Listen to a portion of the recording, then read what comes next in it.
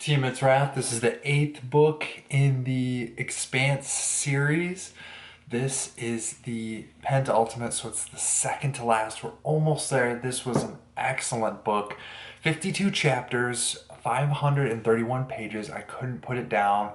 The pacing was great. The chapter length was great. This is the Laconia finale. So there's no really other way to say it other than that the previous book was the rise and this is the fall.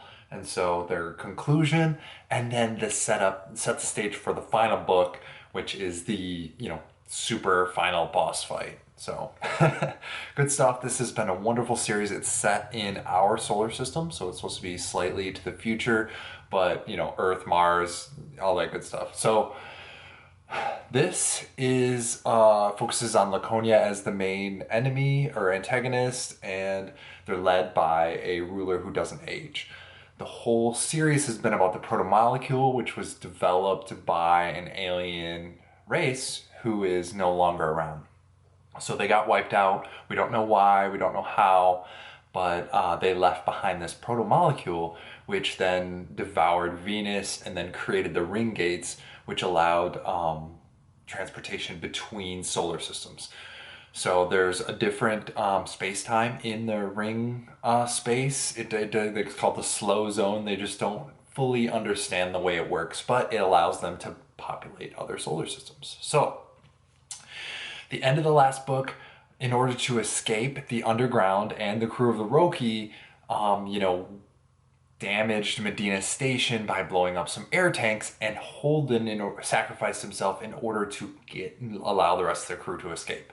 So Holden is captured and then shipped back to Laconia. So he's kind of our view, he's the one we can relate to and, want to keep reading more while on Laconia, because there's a lot of different characters that are there too. So it's kind of like the center point, but also there's the rest of the crew who is back either in Sol system or around the universe. So Holden is in the palace. He's a prisoner, but he's allowed to wander the grounds, talk to whoever he wants. He's just really watched very closely, highly monitored, as is Teresa, the ruler's daughter. So Duarte is the leader who doesn't age, and he has a daughter who he's grooming to become the next leader of Laconia.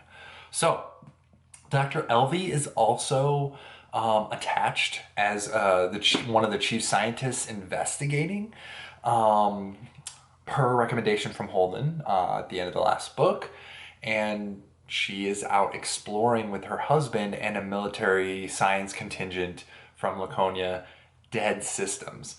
The thinking is that if they can figure out what happened, they can find out more information.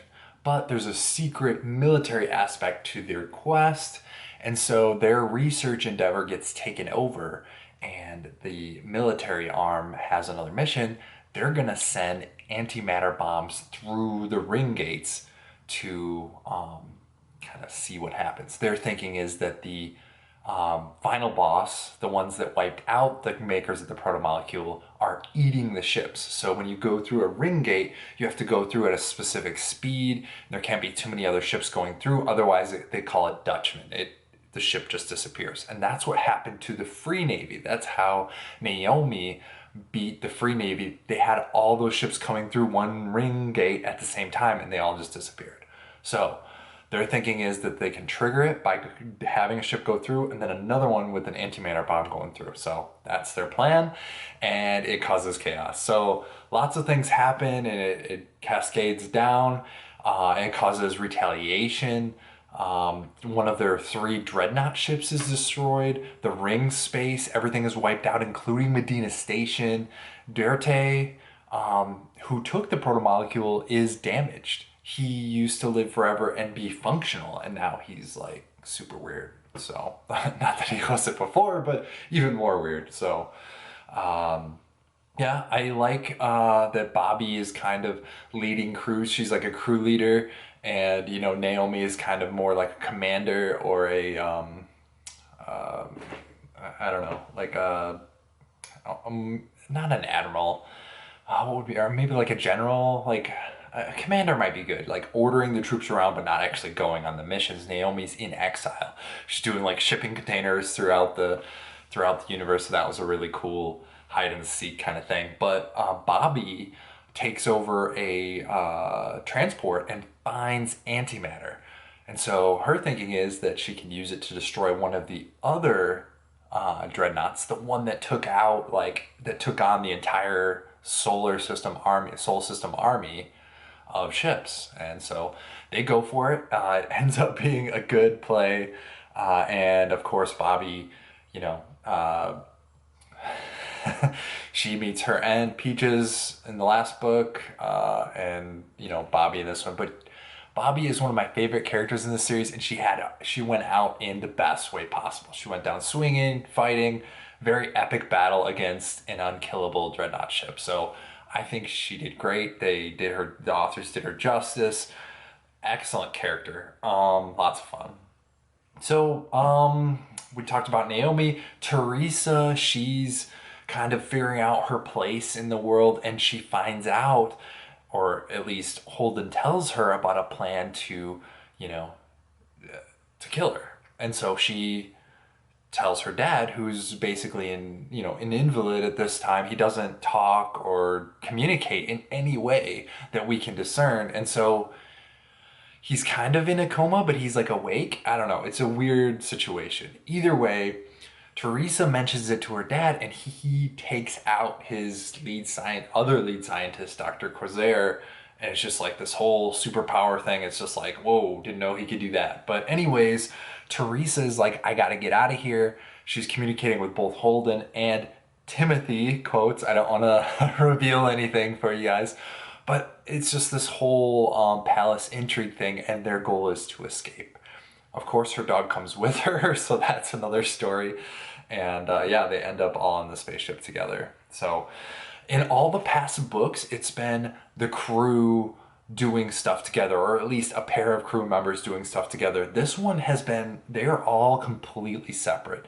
So it's kind of almost like a get the gang back together kind of book, and you hope that that's how it ends, but you don't really know. So that, I don't want to spoil it for you, but that is a good thing here. So this book was a lot of fun. I kept reading it and I kept reading it, and there were some really cool quotes too. This one is...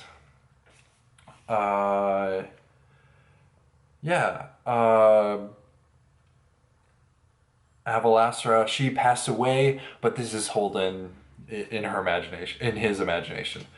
Hope in one hand and poop in the other. See which one fills up first. Get to work. So Holden visits Avalastra's grave, and looking for inspiration and hope, and he comes across like, this is what she would say, get to work, just very blunt and very like get to it. So that was really cool. There's another one here. Holden is talking with Avalastra's daughter. So what's the secret? The people who have power over you are weak too. They poop and bleed and worry that their children don't love them anymore. They're embarrassed by the stupid things that they did when they were young that everyone else has forgotten. And so they're vulnerable. We all define ourselves by the people around us because that's the kind of monkey we are. We can't transcend it. So when they watch you, they hand you the power to change what they are too. Yeah, so that was pretty cool. Just a lot of good stuff in this book. The books average around 540, 550 pages, and this is absolutely worth your time. Give it a check, and I can't wait for the final book. This is such a good series. So, as always, buy your books used.